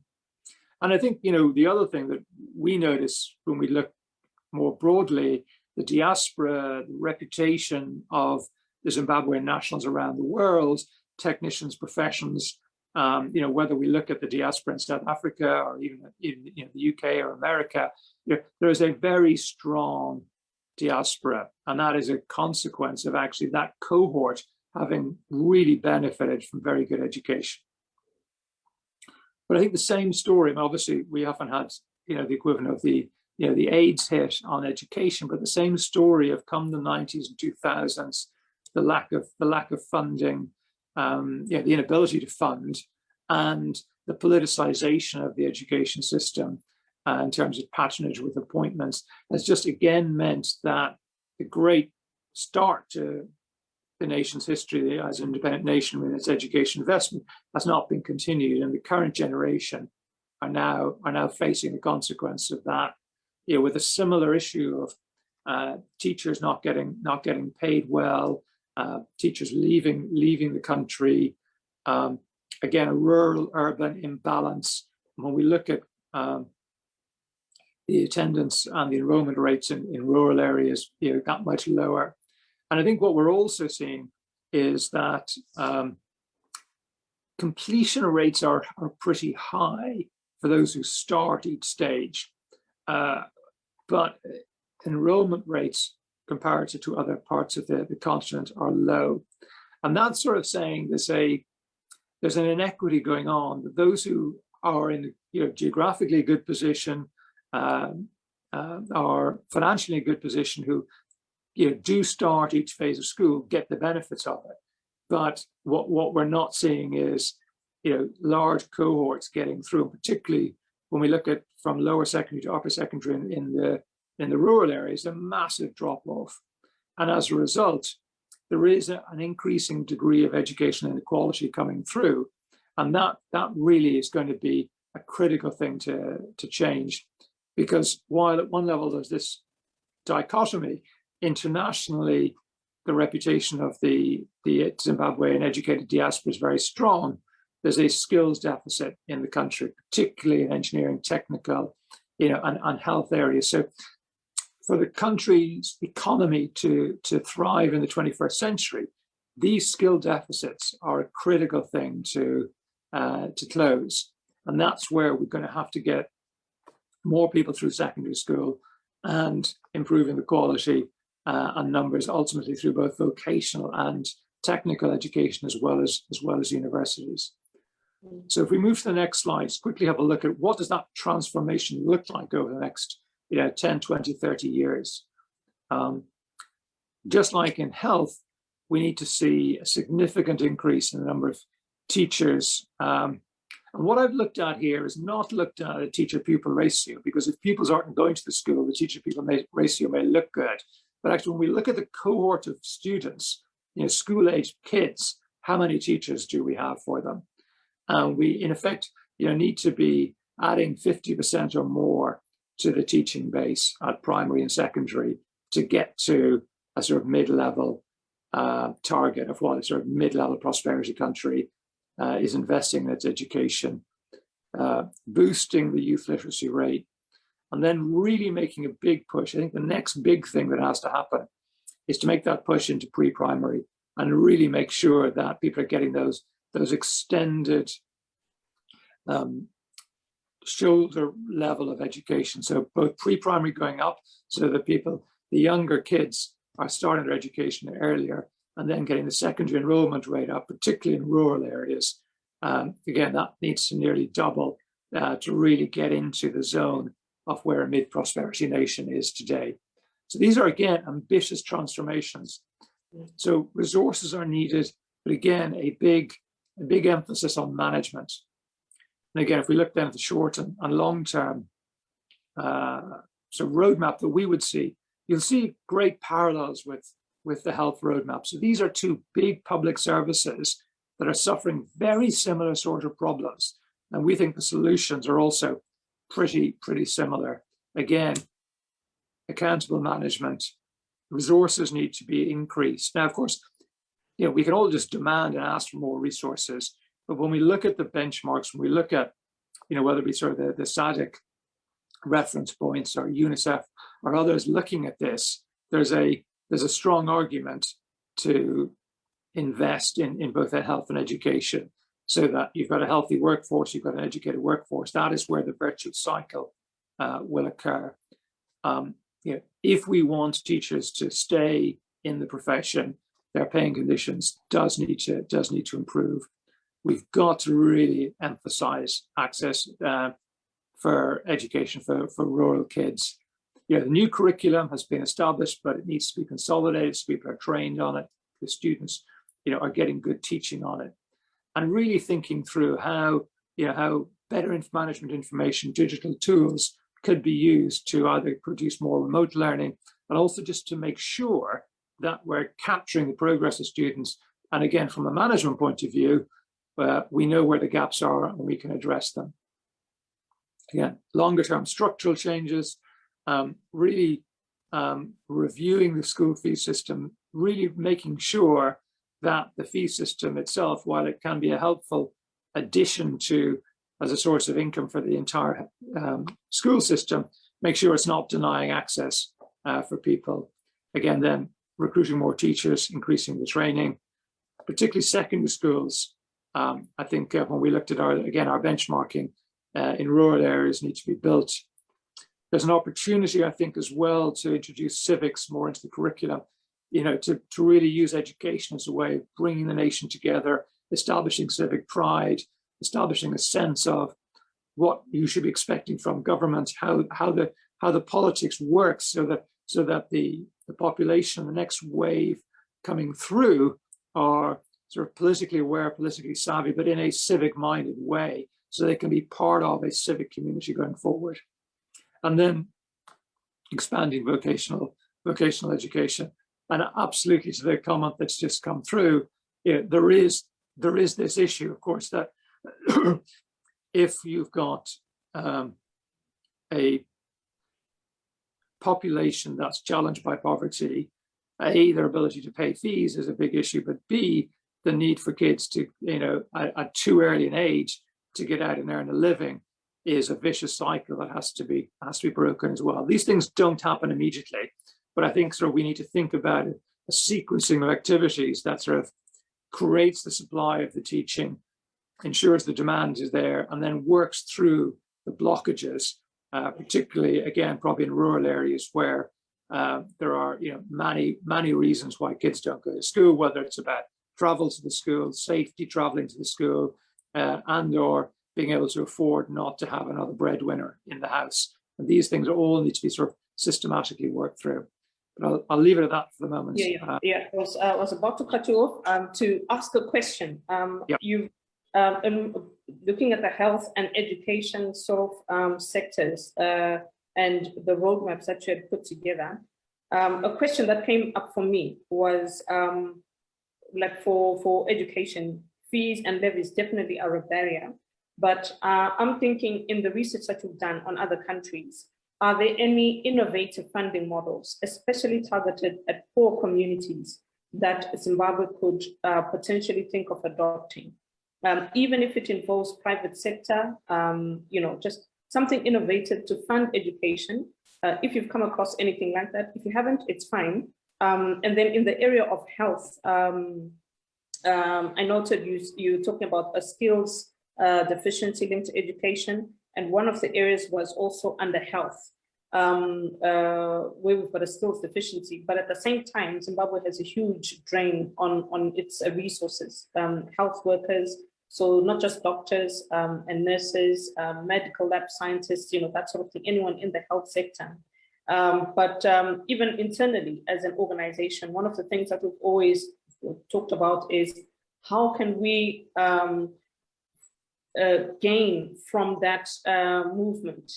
You can't stop people from leaving, but is there a way for us to gain from that movement?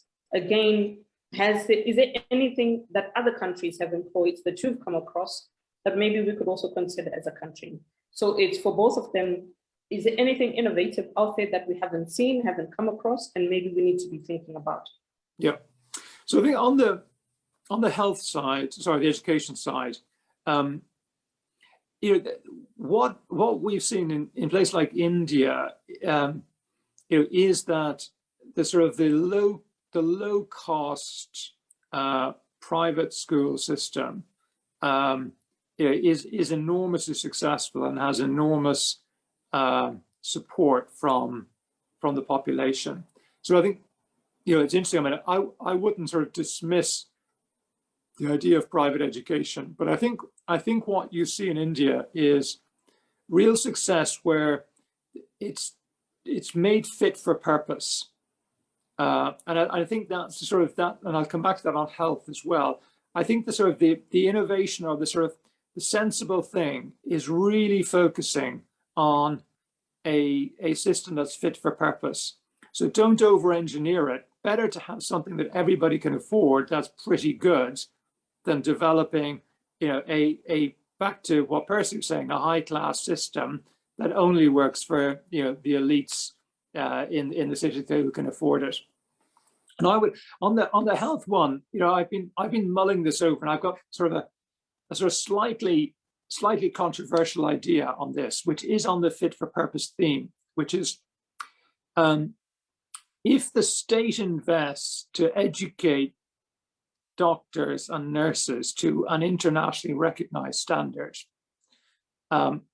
they're fully trained, paid by the state, paid by Zimbabwean taxpayers in effect, and then the UK or other places benefit from such skilled people turning up on our doorstep and being ready to operate within the UK National Health Service elsewhere. there may be a sort of smart approach of actually saying, look, again, fit for purpose. We as in Zimbabwe would be better off training a larger number of sort of nursing assistants, doctors' assistants, who do not necessarily have internationally qualified, recognized qualifications, have sort of 2/3 of the training, can do 3/4 of the jobs. But actually, the reason this is savvy is it's sort of, if they want to go abroad, they're going to have to invest themselves to complete their training to international level. But again, fit for purpose, better having, a larger number of people who can deal with 60–70% of issues, and then have a small cadre of specialists who are, as it were, trained to international standard, than having a medium number who are trained to international standard, who are poorly paid, and then half of whom head off. So I think it's really worth thinking. I mean, we see it on the informal settlement, the informal housing. What's the fit for purpose approach that actually can be broadly applied to everybody, rather than saying we want to go for international standards immediately, but only 20% of the population end up benefiting from it. And we can, you can say you can virtue signal, we've got all these high standards, but if they don't deliver for everybody, they're not worth it, because too many people are being left out of the system. Mm-hmm. Another option would be to charge the NHS. I'm not sure if they'll be willing to pay for it, but I mean, look, as a they owe us money, Stephen. They owe us money. They get a lot of doctors that we train here, and they don't pay. They should pay. Now others, as part of sort of, as it were, the international aid arrangement, I would certainly say this would be a very fair return. That's for every, I look at Zimbabwean or Egyptian surgeons or Filipino nurses, which are a big mainstay of the NHS. We should be paying for their investment, at home. Okay.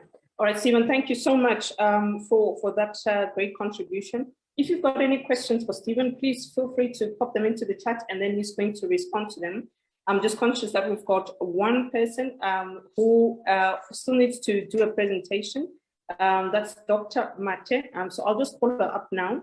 And we're quickly getting to a place where we're gonna run out of time. But I'd like to hear from Dr. Mate. And then I want to open up the floor. It's gonna be first come, first served to any individuals. I know if you were not scheduled to do a presentation, but you've got some interesting experiences in terms of social services or delivery of social goods that you want to highlight, something that is going on in your area, or where you've engaged local authorities successfully and you want to bring that to the fore. The reason we're doing that is we did want to have resident associations, or people who are overseeing sort of resident associations present, but none of them could make it. But one key thing that we would like to hear is just from on the ground, different residents, what are your experiences? So we're going to do that as a discussion just after Dr. Mate's presentation. I hope there'll be enough time for it. I might only be able to take 2 people. If you want to volunteer to that, there is a Civil Institute account. You can just pop a chat to that account. Please don't send it to me. I won't be able to respond to it. But to the Civil Institute account, you can just send a chat and say, I would like to say something. It will literally be the first 2 people who do that. And as Dr. Mate is getting ready, we've got a poll as well that we would like to ask you to respond to. Unfortunately, only the people who are in our Zoom room will be able to respond to that poll. Just what are your thoughts so far on social policy? Which key aspects of social policy should we be focusing on to get to Vision 2030? So that's going to come up very quickly, even as Dr. Mate is coming on board to start her presentation. Dr. Mate, if you could unmute yourself and share your screen. For those who are not aware, Dr. Mate is a researcher and senior lecturer based at the University of Zimbabwe. She does research on youth, children, and women, and she's going to just go quickly into what youth and women and the livelihoods, how those have been affected by urban challenges and the issues that we're seeing in urban areas. So in about 30 seconds, whilst you introduce yourself, the poll is going to remain. And then in about a minute, it's going to go off as she starts her presentation. Dr. Mate, please go for it. Unfortunately, I'm going to ask you to kind of rush through. My apologies for that, just so that we can create some opportunity to hear from people in the room. All right. Good morning, everyone. I still have the the poll screen on my screen on my phone. So, but I'm going to talk. I hope you can see my face anyway. So basically, I think when we think about Agenda 2030, there are sort of, I think, three things that we need to focus on if we don't get to discuss this. That is the idea of inclusivity and rights-based approaches, which are very important for us to think about. And the whole notion of leaving no one behind. I think those three are very important because it challenges us to think about the kind of development we want going forward. And I also want to emphasize the fact that these are issues that are reiterated by the African Union, by SADC, and they're also in our constitution, in some of our policies, although not all of them. So I think these three concepts, these three issues demand, a critical look at how we do things, how are we delivering services, how are we dealing with different sectors, particularly looking at youth and women. Let me quickly say that in Zimbabwe, we have three biases that I think we should talk about, which I think underpin the continued discrimination of young people and women. One is the gerontocratic bias, or the adultist view that prevails in how we do business. We don't, young people are in our blind spots. We are dismissive, when it comes to their experiences, their aspirations, and their needs. Similarly, there's a gender bias when it comes to women's issues. We are blind to women's experiences, insensitive, and all that. And also there's a suspicion towards human rights-based approaches. You hear in many studies that in even speeches of political leaders, people saying that, oh, this is Western, this is alien, this is an African, and all that. And I think these biases actually support or, allow our leaders to continuously marginalize young people and women. And these are things that we should question if we are going to achieve an inclusive development for 2030. We need to change that mindset.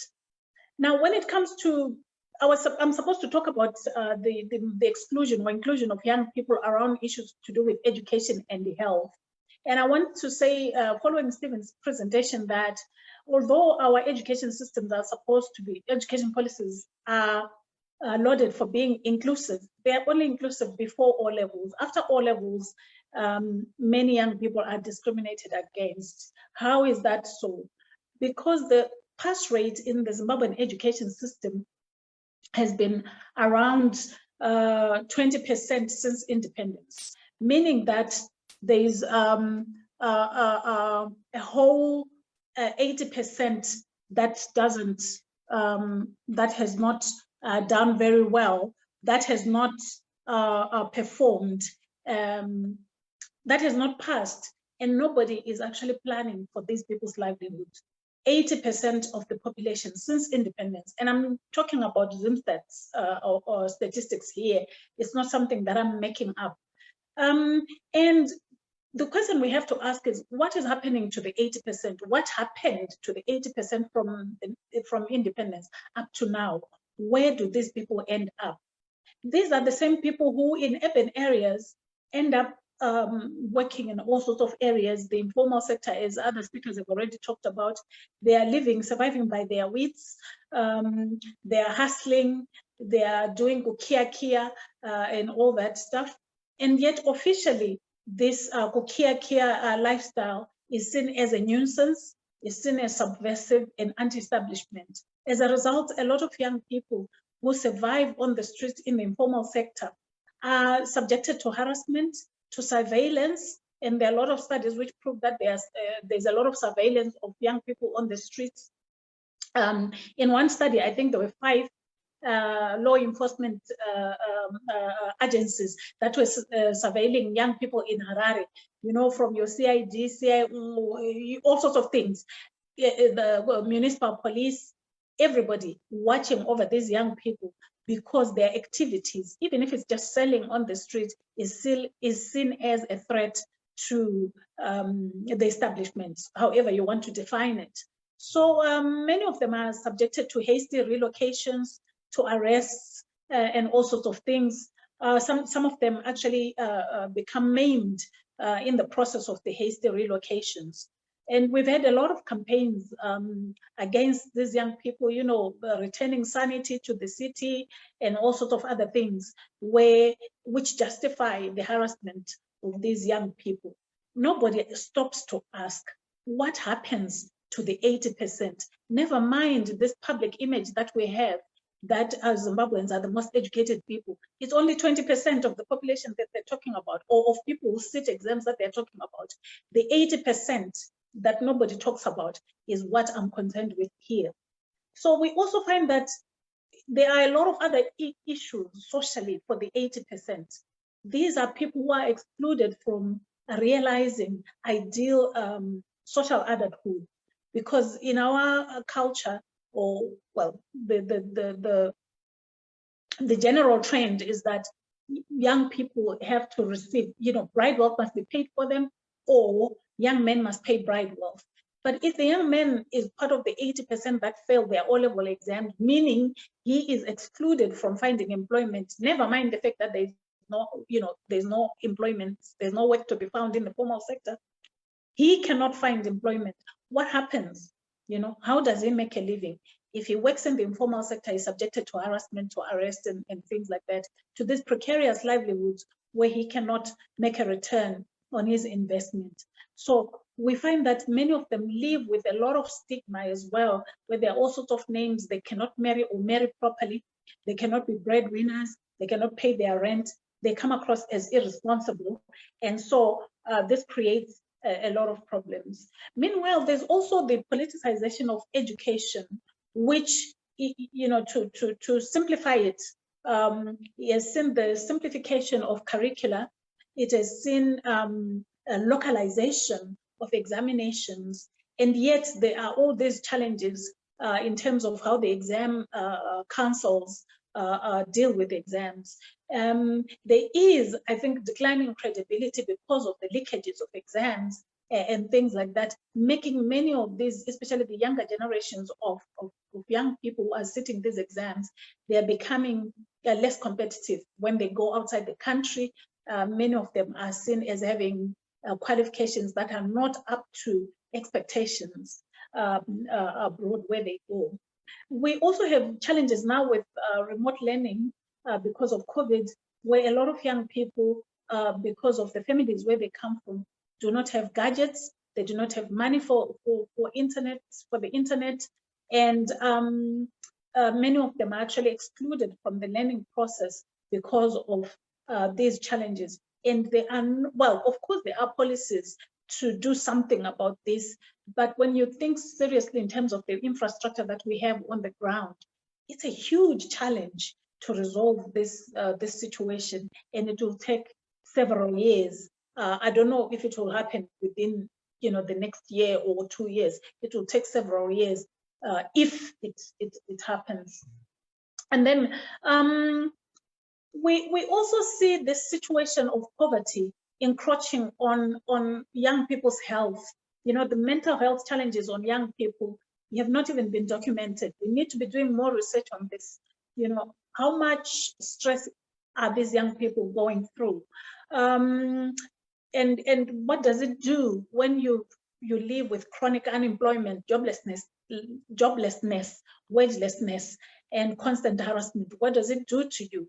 How do you relate to other people as a result of the stress? Might this be the reason why there is a drug or a substance addiction outbreak in the urban areas. We don't know, but we need to do more to document that. What we know from research in other countries is that indeed these kinds of conditions can lead to, when you have a chronic exclusion, it can lead to a lot of toxic subjectivities or toxic masculinities if it's young men, where we see them getting into violence. They deal with their partners through violence. They withdraw into substance addiction, and there's a lot of fatalism because of hopelessness that is nurtured by the situation that they live in. So we need to document that, to do more research to document those issues. We also know that a lot of young people are still marginalized when it comes to issues to do with sexual and reproductive health rights. And the argument here is actually, quote unquote, a cultural argument, which is not fair. And yet the reality is that a lot of young girls are falling pregnant. 24%, I think 1 in 4 of young girls are pregnant or have had a baby by the time they I think it's 18, if you check them statistics. So, and yet we still debate, we hesitate giving these young people authority, or if you like, control of their own sexual and reproductive health rights, arguing issues of culture, marriageability, and all that. And these are cultural issues. They're not rights-based issues. So we need to embrace the rights-based approach much more comprehensively. Now, when it comes to women and the education and the health, let me quickly and briefly say that the debate about how women are excluded from the education sector is widely discussed out there. We know that young people, young women start to lose out, or they lose out from education when they reach secondary school because of teenage or early pregnancies and early marriages, and the statistics are there as well. In some provinces, worse than others.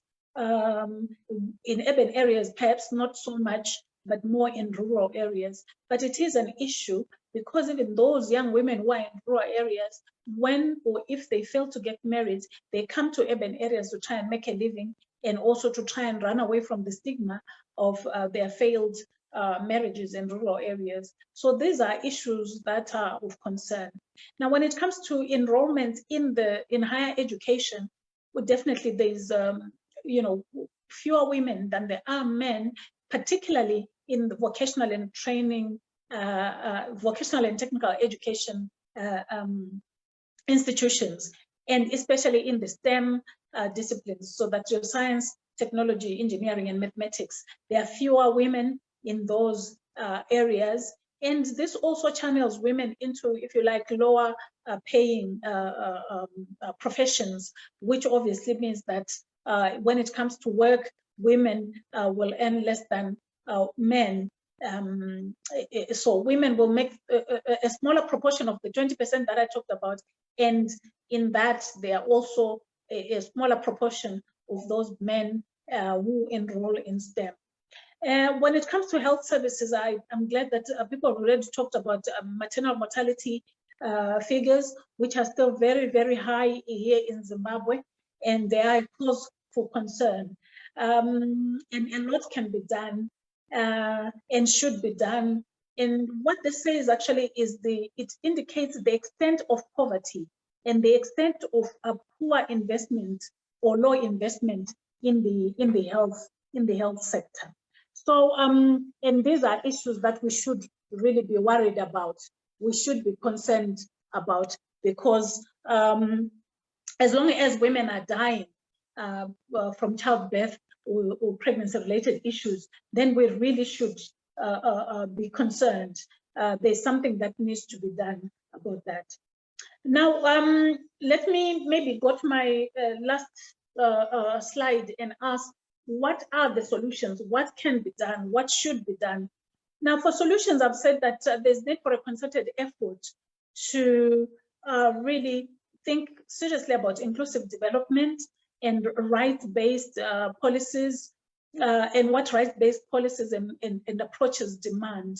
There's need for a more consultative policy-making environment, especially for women and youth, and to deliver on the promise by being more realistic in terms of the policies that we put forward. I've said that we need to look more at the lived realities rather than these ideals that our policymakers seem to have. And these ideals include things like, all these operations that we've had, back to sanity, and the insanity is the poverty. The insanity is not what people are doing. So the insanity that we have is the poverty, and that's what people or our leaders should be responding to. And I think that it is also important to plan to have policies that focus on the 80%. That is the 80% of young people who fail their O-levels rather than focusing on the 20%. But we know, of course, that even focusing on the 20%, there are no jobs, right? So we have not responded to the needs of the 20%. But it would be better if our plans were focusing on the 80% that have failed and ask, what is it that we can do for these people? And some of the suggestions are that we can do training services or training institutions or training curricula that looks at trades, crafts, and vocations that can be done by people without quote unquote academic qualifications in a bid to sort of integrate these young people into the economy with some kind of training, some kind of formal training. If we can invest in the majority, I think we can turn around this economy. Instead of harassing the majority that are trying to exist, survive by their wits, and then we accuse them of being subversive and anti-establishment. I think I will stop there for now. Let maybe allow people to ask me questions. Thank you very much. Yes, thank you so much, Dr. Mate. I was particularly shocked. I didn't realize that 80%, of the people who are going through the education system are actually failing by our, exam metric standard. And we actually do not have a plan for this 80%. And what I've noted as well is sometimes going into the street and speaking to young men, young women that you find on the street, it's not a case that they failed. For some, they might have actually passed their O-levels or A-levels with flying colors, but they just don't have options. They just cannot afford higher education, that sort of thing. So for me, that was a key take-home measure that we need to take. We need to take seriously what we do with the 80%.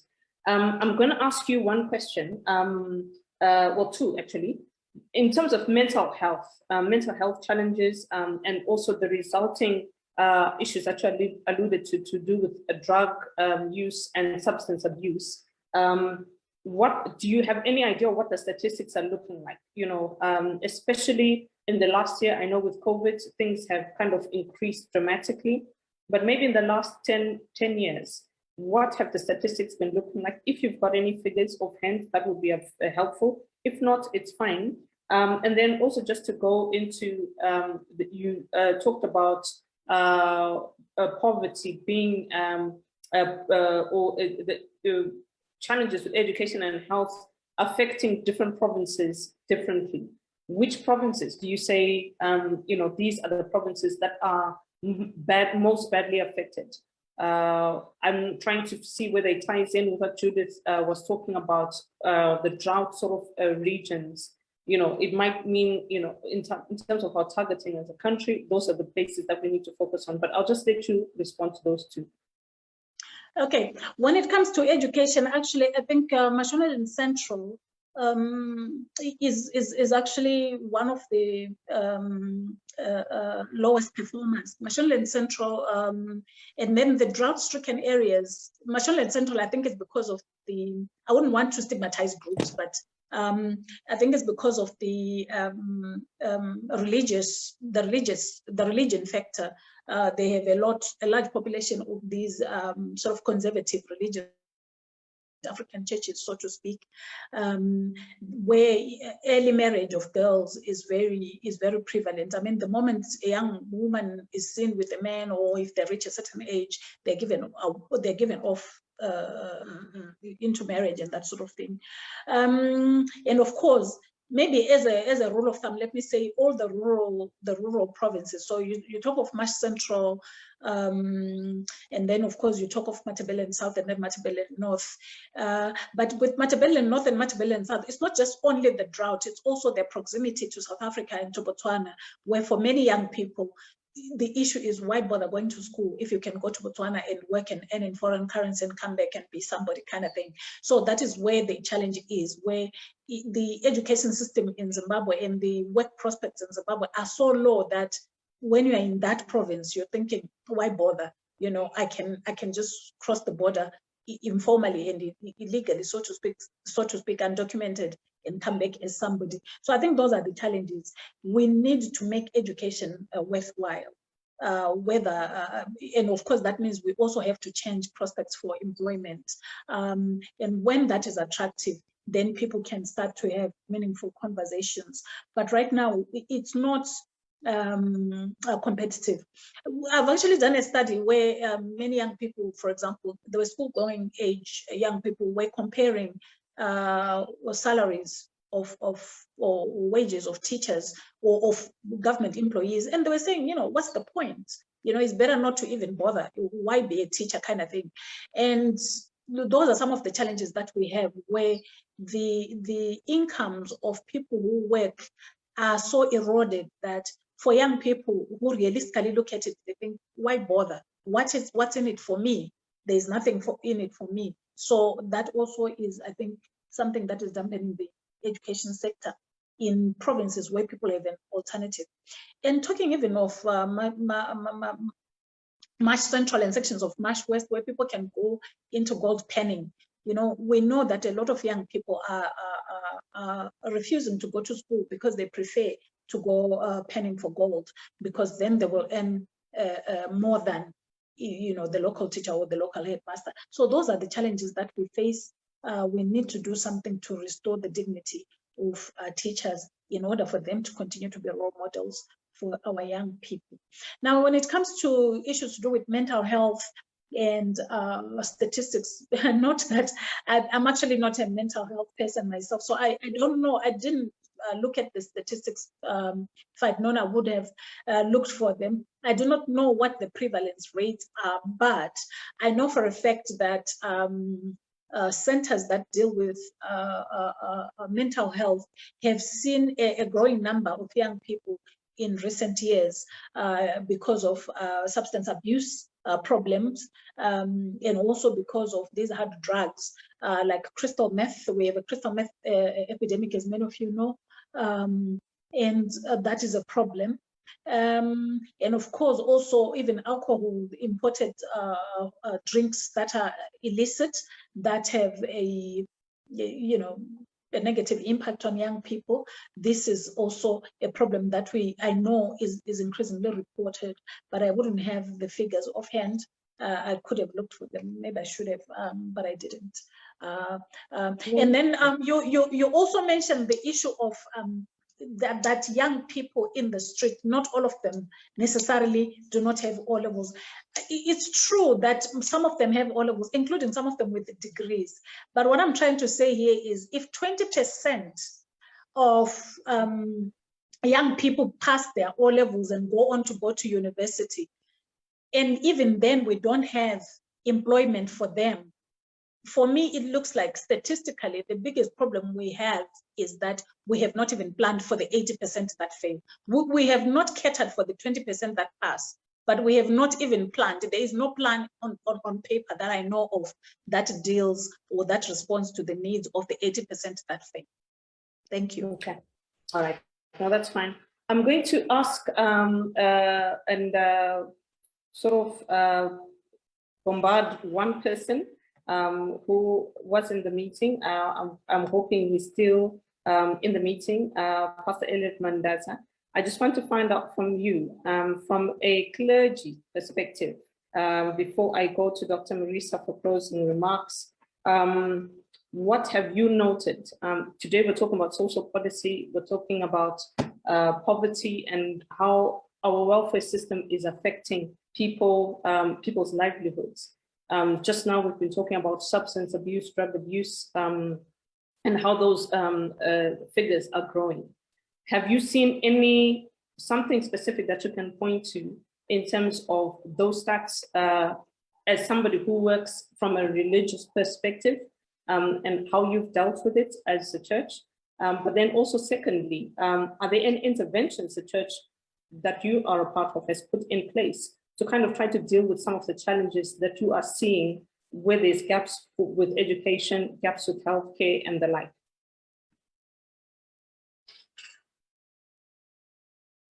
If you are able to unmute your mic. If you can't, that's fine. Oh, there we go. I knew you would. Right, I've just been unmuted. Hi, Belinda. Pressure seems to be your game, I see. We will return the compliment sometime. So speaking specifically to challenges observed, I think generally, Dr. Mate's presentation is dealing with issues that are topical with regards to the challenges facing a generation. And I think the issues of substance and mental health issues are all conflating around an economic duress amidst a social collapse. So for instance, last year, the church was seized in the process of, there was a proposal a petition that was put to Parliament around giving access to children for sexual reproductive health services without parental consent. And what we noted as the church with that was that was like trying to address a symptom without dealing with the root issues, which really need for us to strengthen the homes and ensure that our communities are safe. And by safe communities, we're talking about safe homes, safe schools, and then safe social facilities. So the poll had recreational facilities, and of course it scored low from the results we published. But if you think in terms of what would happen if we had more robust social recreational facilities in communities, where young people after school are able to hang out and engage themselves in activities that are recreational, but also have the potential for creativity that can then be monetized, whether it's a sporting discipline, an art, or any other such thing. So from the church perspective, I was just having a sidebar with Dr. Morisa. I think the challenge is, as was mentioned right at the beginning, that there isn't a very strong culture of co-creation, therefore co-production. I think by and large, as the church, we, in certain instances, are remaining peripheral in some of these conversations. I think if we look at the missional approach of the older denominations, your Anglicans, Catholic, Methodist, Reformed Church, the Lutherans, and the work that they did, say, 100 years ago, in building schools and mission hospitals, I think there may be potential for the church to harness those energies. Of course, the denominational structures we have now are more localized, don't have necessarily foreign mission support. But if we were then to create consortiums of churches working together, those may be some of the areas that we could explore. So off the cuff, to speak to specific interventions that we have undertaken, I would lie, Belinda. But I think, to my mind, there's tremendous potential for the role that the church can play as an active agent to bring about transformation. I hope that's helpful. Very helpful. Thank you so much. And I'll let you have the final word. I just want to say thank you so much to all our speakers. I will invite Dr. Morisa to give closing remarks. As he's closing, my question to him is going to be, is our Zimbabwean model of welfare for not just for citizens, but especially for the poor, is it fit for purpose in 2021? And then also looking forward to 2030, would you say that what we've got in place is fit for purpose? That will be my question to you, and as I'm inviting you to make your closing remarks. Sure, thanks, Belinda, and thanks to all the colleagues that were called upon by Belinda to be a part of this today. Thank you so much for making the time. I was saying to Belinda just now, privately, this is a very difficult subject to discuss. Difficult in many ways. Difficult on the one hand, in the sense that social policy by itself is a very broad area, very broad, expansive. It's a tough subject to tackle in 2 hours exhaustively. So there are many things that we did not cover. I'm glad that we had Prof. Reko, then we had Percy, we had my sister Judith, then also interventions from Stephen, and also Eddie Cross, who I call an encyclopedia on Zimbabwe. But I still think that we've just scratched the surface. That's the honest truth. We've just scratched the surface, especially when it comes to solutions. What do we do? I think in terms of clarifying the crisis, the challenges that we face, I think we've done quite a lot, quite a bit. But I still think that we really need to, I'm not so sure, and I don't want to impose this on the organizers. I think we need to revisit this, maybe actually have a social policy series rather than just putting social policy amidst other webinars that we're discussing for Vision 2030. The reason why I say this is because in my opening remarks, I mentioned that if we're really to talk about the crisis that has become Zimbabwe, the crisis that has been Zimbabwe for the past 2 decades, it manifests and it affects us in the social arena. Had it not been for the diaspora and diaspora remittances, we would be worse off. But even with those remittances, the issues that Reko was talking about, the issues that Percy was talking about are very important and topical. So it is a wicked problem, not in the sense of what Pastor Elliot Mandaza would call it. The wicked, not in the sense of the church, but they're wicked in the sense that it's too interlinked. The things are connected. So trying to talk about one in the absence of the others is very difficult. So I find the South African system much more helpful because even cabinet is organized around clusters. So there's the economic cluster, then there's the social policy cluster. But in Zimbabwe, all the ministries that are in social policy actually individually then compete for resources from government without a coherent framework, because education and health, for instance, cannot just be discussed in isolation of each other. And they cannot be discussed in isolation of poverty. They cannot be discussed in isolation of job creation opportunities, etc. But we are lacking that coherent framework as Zimbabwe social policy strategy or social service delivery. It doesn't exist, and it's very important. So number 2, I think the most important things that we need to invest in is number 1, making sure that there's political will in attaining and achieving an inclusive society. Because half the time, social policy is a footnote in policy making. It's not something that is given sort of priority, etc., because we're always worried about GDP, growth, etc., those indicators, companies that we're opening. But we forget about the people that are supposed to work in those companies, etc. So I think social policy needs that kind of political will. It doesn't exist at the moment. It's an afterthought. We are glad that we are seeing a political heavyweight are heading one of the ministries that are critical to social policy delivery. That is the Ministry of Health. We saw this in agriculture when there was a political heavyweight heading that ministry. The budget allocations shot up towards agriculture. So we understand the real issue about political capital in terms of how we talk about these issues. But aligned to that is the absence of political agency. Amongst ourselves, non-state actors, I don't think we are adequately cohered, adequately organized to make the demands for it. There's no social policy infrastructure that is outside of the state that is working in a coordinated manner. I'm glad that Pastor Elliot was quick to admit that he can't call to mind what the church is doing. And I can't call to mind what all the other NGOs are doing, policy think tanks, etc., because some of the things are too atomized to make sense. But in the absence of the big idea, what is the big idea around social policy in 2021 going to 2030? We do not yet have that kind of blueprint, that understanding of what we want.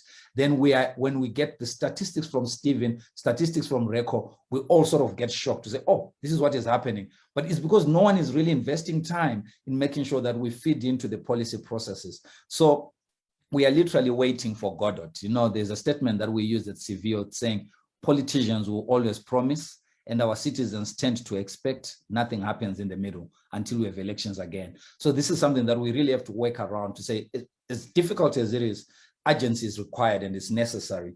Then this issue that you are raising, and as I close, this issue around what is the Zimbabwean model for welfare, I think the challenge is actually the framing around welfare, because it then looks like we're doing charity work. But when you really look at the age groups that Reko was talking about, those are not welfare groups in terms of demographic, because they are active, they could be productively employed, etc. So social policy should not be looked upon as something that we do for the poor.